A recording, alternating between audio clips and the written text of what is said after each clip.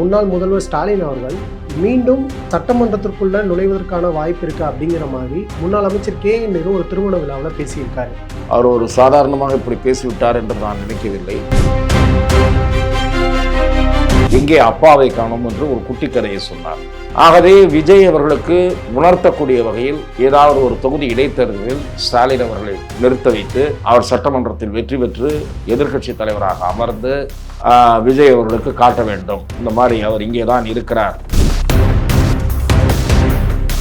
இப்போதைக்கு நான் கேள்விப்படுகிற வரை இந்த 40 நாட்களில் பார்ட்டி ஃபண்ட் எங்கேயும் கேட்டதாக தெரியவில்லை. தெரிந்தால் நிச்சயமாக அது வெளியே வந்துவிடும். இந்த மாற்றம் வரவேற்கக்கூடியது. எதிர்க்கட்சி தலைவர் உதயநிதி சட்டசபைக்கு வெளியே முதலமைச்சருக்கு கொடுத்த பதிலையும் நான் ஏற்றுக்கொள்ளவில்லை. நீங்கள் அப்பாவை காணோம் என்கிறீர்கள், அவர் கோர்ட்டில் ஒரு மனைவி கணவனை தேடிக்கொண்டிருக்கிறார், அதற்கு பதில் சொல், அந்த கதையை எங்களும் பேச முடியும் என்கிறார். இந்த இரண்டுமே இப்போ புதிதாக ஃப்ரெஷ்ஷாக ஒரு கவர்மெண்ட் அமைஞ்சிருக்கு அப்படின்னும் போது இவங்களும் அதே தான் ஃபாலோ பண்ணுவாங்கன்னு நினைக்கிறீங்களா? திராவிட முன்னேற்ற கழகத்திற்கும் தாவேகாவுக்கும் இடையில்தான் போட்டி என்று தேர்தல் நேரத்தில் திரு விஜய் அவர்கள் கூறிய அந்த அரசியல் நெரேட்டிவ் என்பது தொடர்ந்து கொண்டிருக்கிறது. திரு விஜய் அவர்கள் கிட்டத்தட்ட ஒரு 10 பேர் வரைக்கும் வெளியிலிருந்து ஆள் தூக்கினா, ஒருவேளை அதிமுகவிலிருந்து இன்னும் சிலரை எதிர்பார்க்கிறாரோ, இன்னொரு 3-4 பேரை அவர்கள் மேலும் எதிர்பார்ப்பதாகவும் கேள்வி. ஆகவே அந்த காரணத்துக்காக அதிமுக பற்றி இப்போது விஜய் அதிகம் பேசாமல் இருக்கிறாரா என்கிற சந்தேகம். 10 லட்சம் கோடி இப்போது இருக்கக்கூடிய கடனை விஜய் பதவி விட்டு இறங்கும் போது 5 லட்சம் கோடியாக ஆக்கினால் அது அபார சாதனையாக இருக்கும். விஜய் அதற்காக தமிழ்நாட்டு மக்களால் பாராட்டப்படுவார்.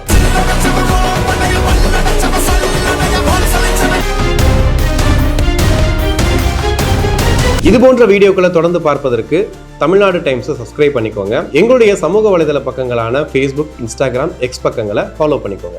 தமிழ்நாடு டைம்ஸ் நேயர்கள் அனைவருக்கும் வணக்கம். நான் உங்கள் மணிமாறன். இன்று இந்த நேர்காணலில் நம்ம கூட பத்திரிகையாளர் திரு துக்ளக் ரமேஷ் அவர்கள் நம்முடன் இணைந்திருக்கிறார். அவர்கிட்ட கேட்கறதுக்கு நிறைய கேள்விகள் இருக்கு, வாங்கி கேட்டு பதில்களை தெரிஞ்சுக்கலாம். சார் வணக்கம். வணக்கம். தாவேகா அரசு ஆட்சி அமைந்து 45 நாட்களை நெருங்கியிருக்காங்க. முதல் பார்வையா இந்த ஆட்சியை பற்றி நீங்கள் என்ன சார் நினைக்கிறீங்க? தமிழக மக்கள் பெருத்த நம்பிக்கையோடு திரு விஜய் அவர்களிடம் ஆட்சி பொறுப்பை அளித்திருக்கிறார்கள். தமிழக வெற்றி கழகத்திற்கு ஆட்சி அமைக்க தேவையான மெஜாரிட்டி பலம் கிடைக்கவிட்டாலும் கூட தாவேகா தான் ஆட்சி அமைக்க வேண்டும் என்பது மக்களுடைய விருப்பமாக இருந்தது என்பதை மிக அதிக அளவிலான தொகுதிகளில் அவர்களை வெற்றி பெறச் செய்ததன் மூலம் நம்மால் புரிந்து கொள்ள முடிகிறது. அதாவது தனிப்பெரும் கட்சியாக, சட்டமன்றத்தில் தனிப்பெரும் கட்சியாக தாவேகா இன்றைக்கு வெற்றி பெற்று வந்திருக்கிறது. ஆட்சி அமைக்கக்கூடிய ஆதரவை கிட்டத்தட்ட ஒத்த சிந்தனை உள்ள கட்சிகளிடமிருந்து தாவேகா பெற்றிருக்கிறது. அதில் நான் தவறு காணவில்லை. என்னதான் எந்த கட்சிகள் இப்போது தாவேகாவை ஆதரித்திருக்கின்றனவோ அந்த கட்சியைச் சேர்ந்தவர்கள் தாவேகாவை தேர்தல் சமயத்தில் விமர்சித்திருக்கிறார்கள். அதே போல தாவேகா தலைவர் விஜய் அவர்கள் திராவிட முன்னேற்ற கழக கூட்டணி கட்சிகளை தேர்தல் சமயத்தில் விமர்சித்திருக்கிறார். இதெல்லாம் தேர்தல் நேரத்தில் பரஸ்பரம் விமர்சிப்பது சகஜம் என்று ஒதுக்கி வைத்து விட்டாலும் கூட அண்ணா திராவிட முன்னேற்ற கழகத்திலிருந்து உடைந்த ஒரு பகுதியினுடைய ஆதரவை பெறுவதற்கு திரு விஜய் முயற்சித்தது என்பது சரியான அரசியல் நகர்வு அல்ல. அது ஒரு சந்தர்ப்பவாதம் என்று தான் நான் அதை பார்க்கிறேன். ஏனென்று சொன்னால் திமுக தீய சக்தி என்றும் அதிமுக ஊழல் சக்தி என்றும் தூர்ந்து போன சக்தி என்றும் திரு விஜய் அவர்கள் குறிப்பிட்டார். ஆகவே ஊழல் சக்தி, தூர்ந்து போன சக்தி என்று எந்த கட்சியை பற்றி சொன்னாரோ அந்த கட்சியைச் சேர்ந்த சிலர் வெளியே வந்தபோது மந்திரி பதவி தருகிறோம் என்ற ஆசை வார்த்தை கூறி அவர்களுடைய ஆதரவை விஜய் கட்சி பெற்றுக்கொண்டது. அதன் பிறகு திரு விஜய் அவர்களுடைய ஆலோசகர்கள் 1-2 பேர் வேண்டாம் என்று சொன்னதால் அந்த அணியைச் சேர்ந்தவர்களுக்கு மந்திரி பதவி அளிக்கப்படவில்லை என்று நாம் கேள்விப்படுகிறோம். அதை ஒதுக்கி வைத்துவிட்டு ஆட்சி நடத்த தொடங்கிய பிறகு பார்த்தால் அவர் பதவியேற்பு விழாவின் போது சொன்ன மாதிரியே முதல் மந்திரி சபை கூட்டத்திலும் நிச்சயமாக ஊழலுக்கு இடம் தரக்கூடாது, ஏனென்றால் ஊழல் தான் ஒரு பிரதான பிரச்சனையாக திரு விஜய் அவர்கள் முந்தைய அரசை விமர்சித்து மக்கள் மத்தியிலே ஆதரவை தேறினார். அடுத்தது வாரிசு அரசியல் எல்லாம் சொன்னார். ஆகவே ஊழல் யாரும் அதற்கு இடம் தரக்கூடாது என்று அவர் உத்தரவிட்டார். அதை நான் நிச்சயமாக வரவேற்க. 2வது ஆதவர்ஜனா, திரு நிர்மல்குமார் ஆகியோரெல்லாம் இந்த பார்ட்டி ஃபண்ட் சிஸ்டம் இந்த ஆட்சியில் இருக்காது என்று சொன்னார்கள். இப்போதைக்கு நான் கேள்விப்படுகிற வரை இந்த 40 நாட்களில் பார்ட்டி ஃபண்ட் எங்கேயும் கேட்டதாக தெரியவில்லை. தெரிந்தால் நிச்சயமாக அது வெளியே வந்துவிடும். அதெல்லாம் மூடி மறைக்கவே முடியாது. லஞ்சம் வாங்கிட்டு கம்முன்னு வெளியே தெரியாதுன்னு நினைச்சாங்கன்னா அது நடக்காது. ஆகவே அது முதலில் வரவேற்புக்குரியது. இந்த மாற்றம் வரவேற்புக்குரியது. இரண்டாவது, சட்டம் ஒழுங்கு மோசமான நிலை தொடர்ந்து கொண்டிருக்கிறது. பெண்களுக்கு பாலியல் அத்துமீறல் குற்றங்கள் இந்த ஆட்சியிலும் கிட்டத்தட்ட ஒரு 15-20 சம்பவங்கள் நடந்துவிட்டன. இவையெல்லாம் ஒரே நாளில் நின்றுவிடக்கூடியவை அல்ல. அதே சமயம் திரு விஜய் அவர்களோ அமைச்சர் பெருமக்களோ திரும்ப திரும்ப திராவிட முன்னேற்ற கழக ஆட்சியின் மீது பழி போட்டு அந்த ஆட்சியிலே தான் போதைப் பொருட்களை கட்டுப்படுத்தவில்லை, ஆகவே எங்களை வந்தவுடன் நீங்கள் சொல்லாதீர்கள், இதற்கெல்லாம் அவகாசம் தேவை, பாருங்கள், பொறுத்திருங்கள், ஒரு 6 மாதம் டைம் கொடுங்கள் என்று கேட்பது அர்த்தம் கிடையாது. நீங்கள் 6 மாதம் அல்லது 1 வருஷம் என்று எதற்கு டைம் கேட்கலாம் என்றால், கொடுத்த வாக்குறுதிகளை நிறைவேற்றுவதற்கு டைம் கேட்கலாம். ஏனென்றால் ஏராளமான வாக்குறுதிகளை திரு விஜய் மக்களுக்கு அளித்திருக்கிறார். தாய்மாமன் சீரிலிருந்து இளைஞர்களுக்கு, வேலையில்லாத இளைஞர்களுக்கு 4000 ரூபாய் தருவதிலிருந்து குடும்ப தலைவிகளுக்கு 3000 ரூபாய், 2500 ரூபாய் போடுகிறேன் என்று சொன்னார். 6 சிலிண்டர் இலவசம் என்று சொன்னார். இவற்றுக்கெல்லாம் நிறைவேற்றுவதற்கு பொருளாதார நிலையை, நிதிநிலையை வலுப்படுத்தி கொண்டு பிறகு செய்ய வேண்டும் என்று சொல்வதை நான் ஏற்றுக்கொள்வேன். இந்த சிங்கப்பெண் பாதுகாப்பு படையை கூட வரவேற்புக்குரிய திட்டம் தானே தவிர அது அவசர கதியில் செய்யப்பட்டிருக்கிறது என்று என்னுடைய பார்வை. நீங்கள் எல்லா மாவட்டங்களிலும் அதற்கென ஒரு டிவிஷன் இருக்கக்கூடிய எல்லண்டோலிருந்து இருக்கக்கூடியவர்கள் அல்ல, இதற்குன்னு ட்ரைன்டு பீப்புள் நீங்கள் எடுக்கணும். அவர்கள் நல்ல உடற்கட்டோடு மார்ஷியல் ஆர்ட்ஸ் மாதிரி பயிற்சி பெற்றவர்கள், அவர்களுடைய திறமை மிக்கவர்கள், சவாலான பணிகளை எதிர்கொள்ளக்கூடியவர்கள். செல்வி ஜெயலலிதா அவர்களே அதிரடிப்படையை உருவாக்கினார். காவல்துறையில பெண் அதிரடிப்படையை உருவாக்கினார். அந்த படையிலிருந்து ஒரு பிரிவினரை எடுத்துக்கொள்வதோ, ஏனென்றால் எல்லா மாவட்டங்களிலும் இதற்கு ஒரு 100 பேருக்கு மேல தேவை, ஸ்ட்ரென்த் தேவை. அந்த ஸ்ட்ரென்த்தே இல்லாம நீங்க பண்ணிட்டீங்க. உங்க ட்ரெயின்டு போலீஸ் இதெல்லாம் தேவை. அதற்கு இவர்கள் ஒதுக்கிய அந்த நிதி என்பது போதுமானதே தெரியல. ஆகவே அது இன்னும் வலுப்பெற வேண்டும், அந்த டிபார்ட்மெண்ட் வலுப்பெற வேண்டும். ஒரு எந்த சூழலையும் எதிர்கொள்ளக்கூடிய தைரியமிக்க பெண்களாக இருக்க வேண்டும். தற்காப்பு பயிற்சிகளை கற்றுக்கொண்டவர்களாக இருந்தால் இன்னும் பெட்டர். அவர்கள் ஆயுதங்களோட எக்யூப்மெண்டோடு இருக்கணும். நல்ல நேர்மையான போலீஸ் அதிகாரிகள் இப்போது முக்கிய பொறுப்புகளில் இருக்காங்க. அந்த மதிப்புக்குரிய டிஜிபி எல்லண்டோவாக இருந்தாலும் சரி, ஏடிஜிபி எல்லண்டோவாக இருந்தாலும் சரி, ஐஜி இன்டா இருந்தாலும் சரி, அவர்களெல்லாம் திறமைமிக்க அதிகாரிகள். இப்போது போலீஸ் துறையிலும் ஒரு புத்துணர்ச்சி, நல்ல பணியிடங்களுக்கு நேர்மையான அதிகாரிகளை நியமிக்கும் போக்கு, அதுவும் நான் வரவேற்கிறேன். ஸோ போலீஸுக்கு முழு சுதந்திரம் கொடுக்க வேண்டும்.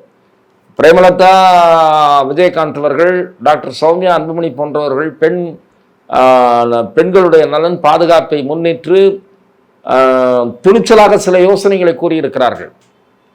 அரபு நாடுகளைப் போல மரண தண்டனை கொடுங்கள் என்று கேட்கிறார்கள். இதெல்லாம் மனித உரிமைக்காரங்கள் தாம் தூம்னு குதிப்பாங்க. தாம் தூம்னு குதிக்கிறதை பற்றி கவலையே படக்கூடாது, போட்டு பொழக்கணும் எவனாவது மிஸ்பிஹேவ் பண்ணான்னா. ஆகவே நான் என்ன சொல்லுகிறேன் என்றால், அந்த மாதிரியான விஷயங்களை எல்லாம் நான் வரவேற்கிறேன். ஊழல் இருக்காது என்ற உறுதிமொழியை திரு விஜய் அவர்கள் ஒன்றுக்கும் மேற்பட்ட முறை கூறியிருக்கிறார், அமைச்சர்களும் கூறியிருக்கிறார். இவற்றையெல்லாம் நான் வரவேற்கிறேன்.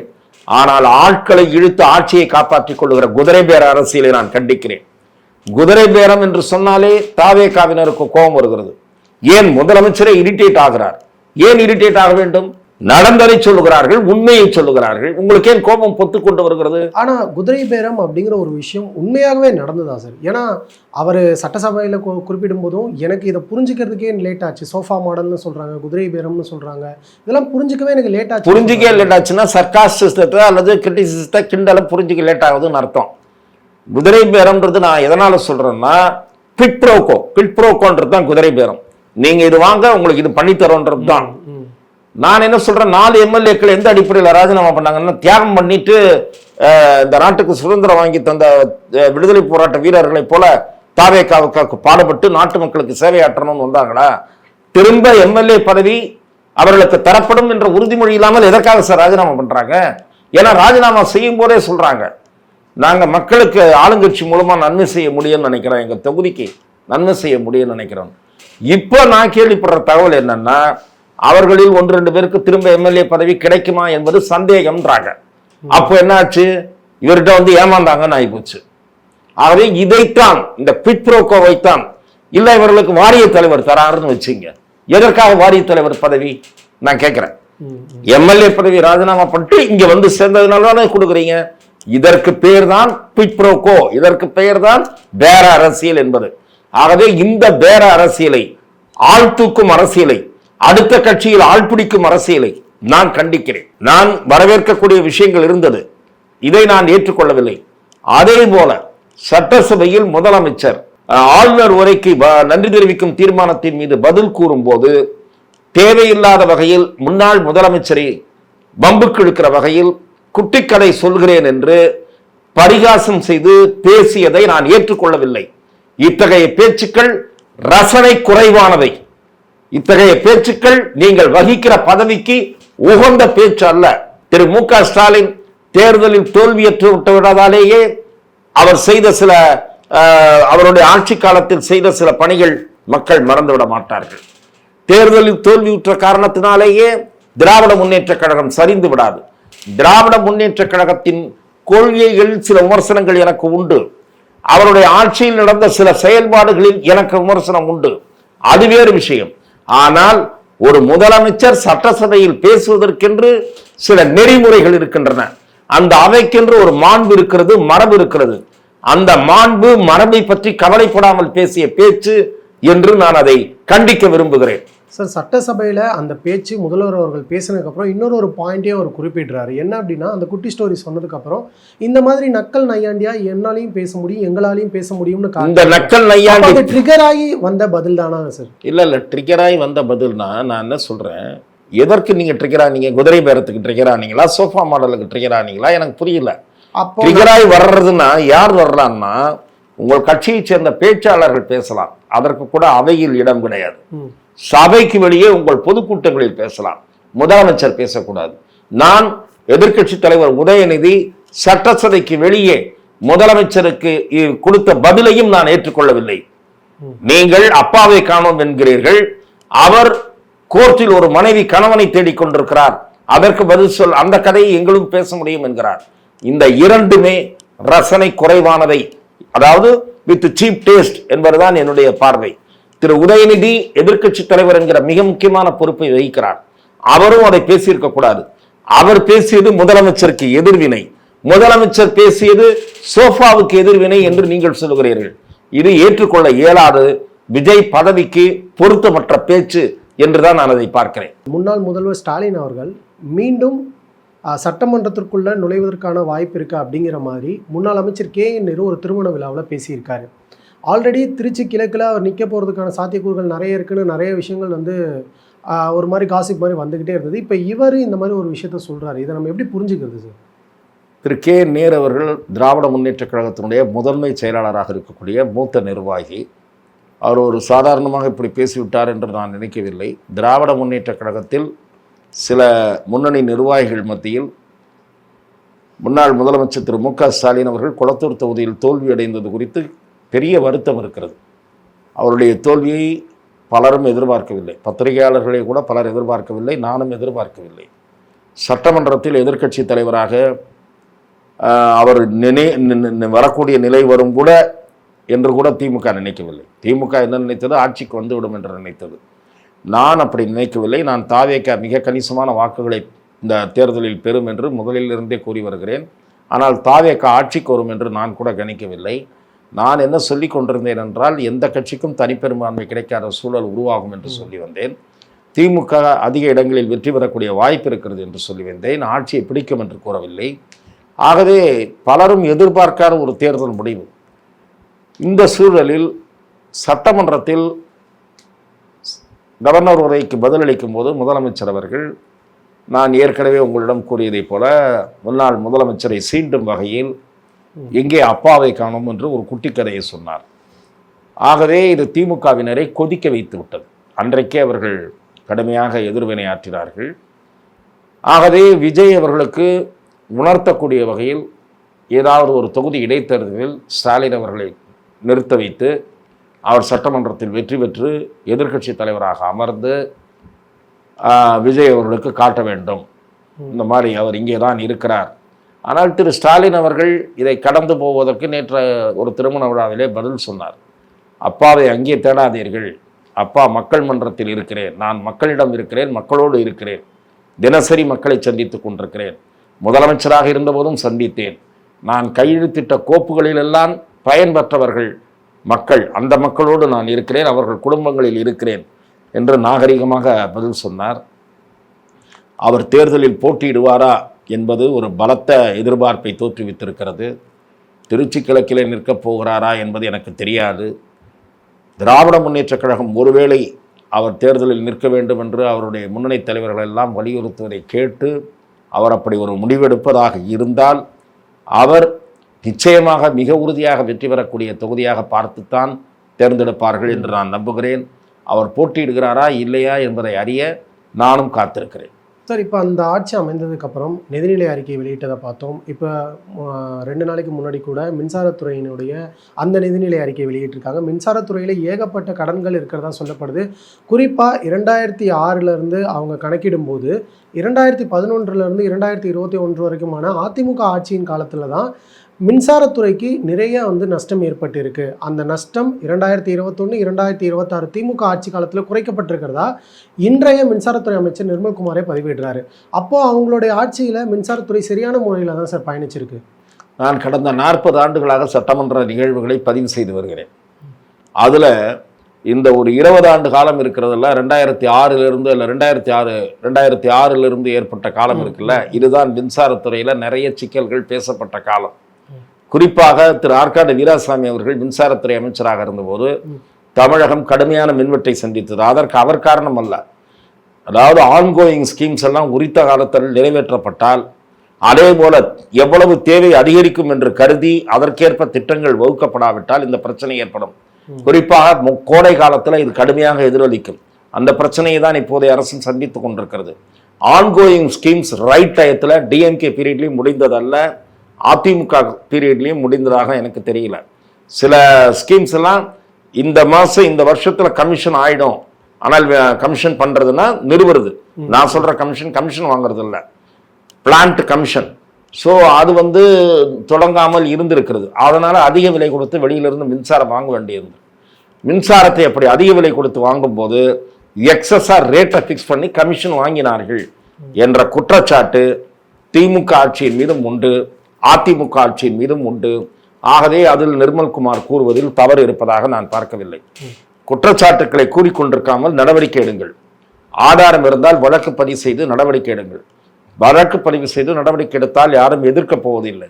ஏனென்றால் 2 அரசுகள் இருந்த போதும் வெவ்வேறு விவகாரங்களில் டிரான்ஸ்பார்மர் கொள்முதலாகட்டும், மின்சாரம் வாங்குவதாகட்டும், வெளிமாநிலத்திலிருந்து வாங்குவதாகட்டும், குற்றச்சாட்டுக்கள் ஏற்கனவே நிறைய சொல்லப்பட்டு விட்டன. இந்த மாநிலம் இந்த விலைக்கு மின்சாரம் வாங்குகிறது, வேற ஒரு மாநிலம் நீங்கள் ஏன் அதைவிட ₹1 அதிகமாக ₹2 கொடுத்து வாங்குகிறீர்கள் என்கிற விமர்சனம் திமுக ஆட்சியை நோக்கியும் கேட்கப்பட்டிருக்கிறது, அதிமுக ஆட்சியை நோக்கியும் கேட்கப்பட்டிருக்கிறது. ஆகவே திரு நிர்மல்குமார் வெளியிட்ட வெள்ளை அறிக்கை என்பது எப்படி மரியாதைக்குரிய நிதியமைச்சர் மரியல் லாரன்ஸ் அவர்கள் வெளியிட்ட வெள்ளை அறிக்கை மக்களுக்கு பெரிய புதிய செய்திகளை சொல்லவில்லையோ, அதே மாதிரி இதுவும் பெரிய புதிய செய்திகளை சொன்னதாக நான் கருதவில்லை. மின்சாரத்துறையும் போக்குவரத்து துறையும் சேவை துறைகள் நஷ்டத்தில் தான் இருக்க முடியும். அரசாங்கம் தான் மானியம் கொடுத்து கொண்டிருக்கும். ஏனென்று சொன்னால் நீங்கள் உற்பத்திக்கும் ஜெனரேஷனுக்கும் வெளியிலேருந்து நீங்கள் வாங்குவதற்கும் ஏற்ற மாதிரி டாரிஃபை ஃபிக்ஸ் பண்ணாங்கன்னு வச்சிங்க, அரசாங்கத்துக்கு எதிராக மக்கள் வீதியில் இறங்கி போராடுவார்கள்.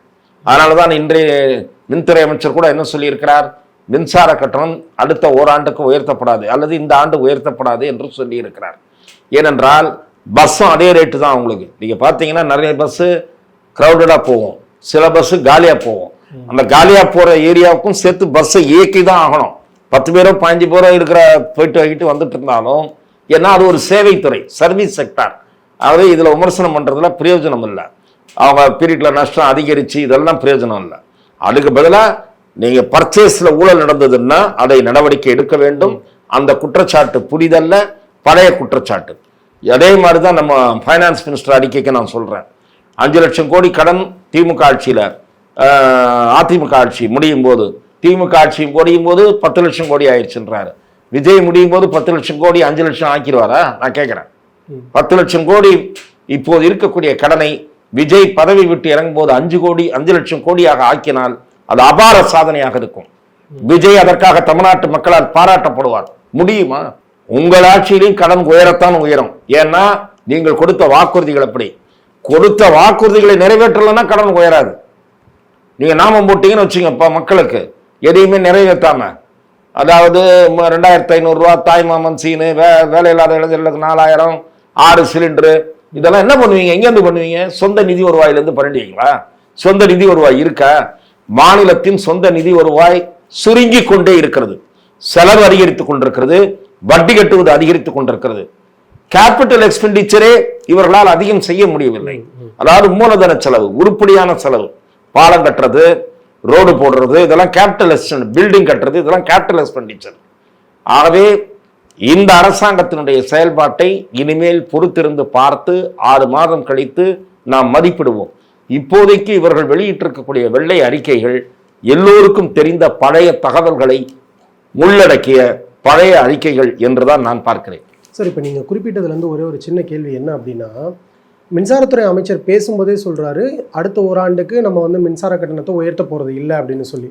அப்படி இருக்கும்போது அந்த மின் கட்டணத்துக்கான அந்த காம்பன்சேஷன் அமௌண்ட்டையும் நம்ம தானே சார் பே பண்ண வேண்டியதாக இருக்கும் தமிழ்நாடு கவர்மெண்ட். அப்போ இதுவும் நிதிநிலையை இன்னும் நெருக்கடிக்கு உள்ளாக்கும் இல்லையா? இல்லை, மின்சார கட்டணத்தை உடனடியாக உயர்த்தி எந்த ஒரு அரசும் பதவிக்கு வந்தவுடன் அதிருப்தியை தேடி சொல்லிக்கொள்ள முயற்சிக்காது. இவர்கள் என்ன பண்ணுவாங்க, இப்போ உங்களெல்லாம் தயார் பண்ணுறாங்க, மென்டலாக உங்களே என்னெல்லாம் தயார் பண்ணுறாங்க.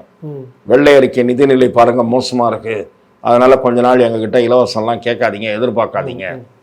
தாய்மார்கள்லாம் 1000 ரூபாய் இப்போ வந்தாலே போதுன்ற நிலைமைக்கு வந்துடுவாங்க. கடன் அவ்வளோ இருக்கா அப்படின்ற ஒரு மென்டாலிட்டியை ப்ரிப்பேர் பண்ணுறாங்க, கிரவுண்டை ப்ரிப்பேர் பண்ணுறாங்க. அதே மாதிரி மின்சார இது பாருங்க, அதனால உடனே ஏற்றிடுவாங்களான்னு மக்களுக்கு பயம் வரும். அதனால என்ன பண்ணுறாரு, ஒரு 6 மாதம் ஏற்ற மாட்டோம், கவலைப்படாதீங்க, ஆனால் அப்புறம் ஏற்றுவோம் தான் அர்த்தம் அதில். ஆகவே இப்போது ஏற்பட்டிருக்கக்கூடிய நஷ்டங்களை வேறு வகைகளின் மூலம் சீர்படுத்துவதற்கு இந்த அரசாங்கம் முயற்சிக்க வேண்டும். அந்த முயற்சியில் ஈடுபடுவார்கள் என்ற நம்பிக்கை இருக்கு. ஏனென்றால் கனிம வளத்துறை அமைச்சர் நிறைய குவாரிகளை போய் ஆய்வு பண்ணி குவாரிகள்லாம் மூடியிருக்காங்க. அந்த குவாரிகளில் அரசாங்கத்துக்கு வர வேண்டிய வருமானம் வரல. அதே மாதிரி சாலை ஒப்பந்த பணிகள் அதெல்லாம் இருக்கு பாருங்க, இதில் கொடுக்கப்பட்டிருந்த கமிஷன் நிறுத்தப்பட்டு சாலையினுடைய தரத்தை உயர்த்த முடியும். அரசாங்கத்திற்கு ஓரளவு நிதி மிச்சமாகும், பெருமளவு நிதி மிச்சமாகும் ஆகாது. இப்படி பல்வேறு செலவினங்களை குறைப்பதற்கு இந்த அரசு முற்படும் என்கிற தகவல்களை அமைச்சர்கள் கூறியிருக்கிறார்கள். பொறுத்திருந்து பார்க்க வேண்டும். அந்த நடவடிக்கைகள் மேற்கொள்ளப்பட்டால் அவை நிச்சயமாக வரவேற்புக்குரியவையாக இருக்கும். சார், முன்னாள் அமைச்சர் ஏவாவேலு அவர்களுடைய அலுவலகத்தில் திடீர் லஞ்ச ஒழிப்புத்துறை சோதனை நடக்குது. அந்த சோதனையில் நிறைய ஆவணங்கள் கைப்பற்றப்பட்டிருக்கு, ரூபாய் 40 லட்சம் வரைக்கும் பணம் கைப்பற்றப்பட்டிருக்கு அப்படிங்கிற தகவல் வெளியாகுது. இதுக்கு திமுக சைடில் இருந்து இது ஒரு பழிவாங்கல் நடவடிக்கை. முன்னாள் அமைச்சர் ஏவாவேலுவே சொல்கிறாரு, நான் சட்டமன்றத்தில் இருந்து கேள்வி கேட்டதுனால தான் இந்த நடவடிக்கை என் மேலே பாஞ்சிருக்கு, இது ஒரு பழிவாங்கல் நடவடிக்கை அப்படின்னு ஓப்பனாக ப்ரெஸ் மீட்டில் சொல்கிறாரு. திமுக கடுமையான கண்டனங்களை தெரிவிக்கிறாங்க. அதை பற்றி நீங்கள் என்ன சார் நினைக்கிறீங்க? பல அரசியல்வாதிகள் வீடுகளில் ரெய்டு நடக்கும்போது அல்லது அவர்களுக்கு தொடர்புடையவர்கள் வீடுகளில் ரெய்டு நடக்கும்போது ஆவணங்கள் கைப்பற்றப்பட்டன, ரொக்கம் கைப்பற்றப்பட்டது, சிடி கைப்பற்றப்பட்டது, இந்த சஸ்பென்ஸ் கதையெல்லாம் நிறைய வரும். சப்சிக்வெண்ட்டாக ஆக்ஷனே எதுவும் இருக்காது. இப்போது நேற்று 40 லட்சம் ரொக்கம் கைப்பற்றப்பட்டதாக சொல்கிறாங்க. எந்த இடத்துலேருந்து கைப்பற்றப்பட்டதுன்றது தெளிவாக இல்லை. ஏனென்றால் திரு வேலு அவர்கள், முன்னாள் அமைச்சர் திரு ஏவா வேலு அவர்கள், என்னுடைய வீட்டிலிருந்து பணம் எடுக்கப்படவில்லை அப்படின்னு மறுப்பு தெரிவித்திருக்கிறார். ஆகவே இதற்கு விளக்கம் கூற வேண்டிய கடமையும் பொறுப்பும் டிவிஏசிக்கு இருக்கிறது. சும்மா இஷ்டத்துக்கு பேப்பருக்கு நியூஸ் கொடுக்கக்கூடாது. நான் இதற்காக யாரையும் நியாயப்படுத்த விரும்பலை. டிவிஏசி நேற்று ரைடு நடந்த 15 இடங்களில் எத்தனை இடங்கள் நடந்ததுன்னு தெரியல, அதில் எந்த வீட்டிலேருந்து 40 லட்ச ரூபா எடுத்தாங்கன்னு சொல்லணும். அந்த பணம் யாருடைய பணம், அதுக்கும் இந்த கேஸுக்கும் ஏதாவது லிங்க் இருக்கா என்பதை அவர் தெரிவிக்க வேண்டும். இப்போ இந்த எஃப்ஐஆரை பொறுத்தவரை நான் எஃப்ஐஆரை படித்தேன். 3.25 கோடி ரூபாய் சம்மந்தப்பட்ட, சுமார் 3.25 கோடி ரூபாய் சம்மந்தப்பட்ட ஒரு ரோடு ஒர்க்கு, 2 ஒர்க்கோ என்னமோ, அதில் ரோடு ஃபினிஷ் பண்ணுறதுக்கு முன்னாடியே அல்லது போடாமலே பணம் எடுக்கப்பட்டதா. It is a very serious offence. அந்த கான்ட்ராக்டர், அந்த என்ஜினியர் எல்லாரையும் they should brought to the book. லீகலாக அதற்கு எடுக்க வேண்டிய நடவடிக்கைகளை எடுக்க வேண்டும். திரு வேலு வழக்கம் போல எல்லா அரசியல்வாதிகளும் சொல்லுவதை போலத்தான் அவரும் சொல்லியிருக்கார், இது பழிவாங்கல் நடவடிக்கை.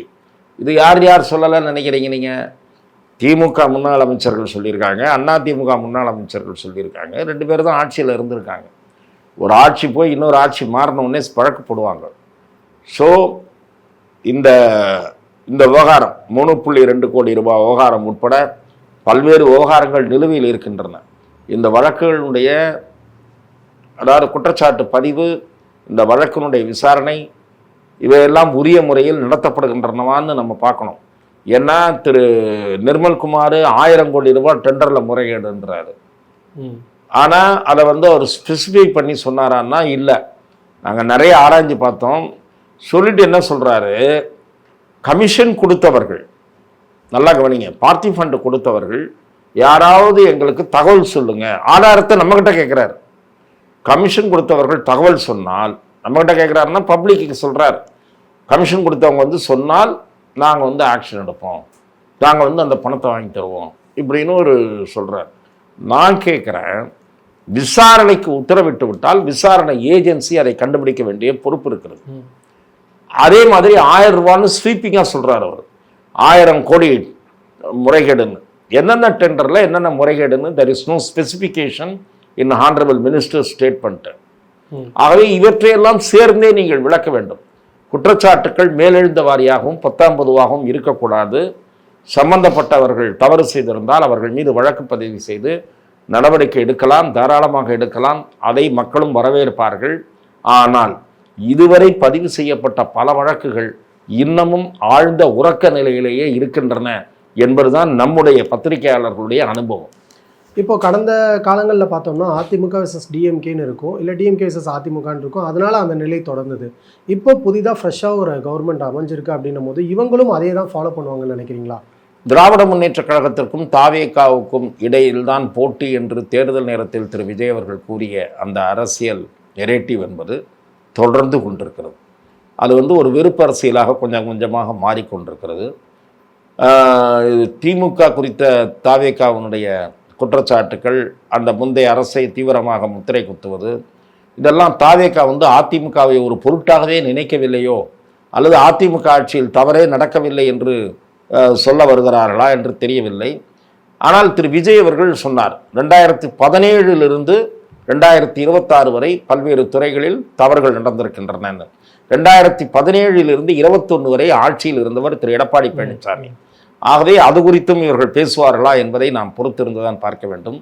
எதற்காக சொல்கிறேன்னா, டிஎம்கே வர்சஸ் டிவிகேன்னு எலெக்ஷன் நேரத்தில் அவர் செட் பண்ண அந்த நெரேட்டிவோடையே தொடர்ந்து போகிறார்கள்.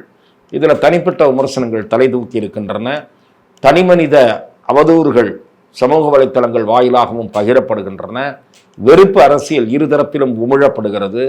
ஆகவே இது ஆரோக்கியமான அரசியல், ஜனநாயகபூர்வமான போட்டி அரசியல் என்று பார்க்க முடியாத நிலையையும் நோக்கி இது நகர்ந்து கொண்டிருக்கிறது.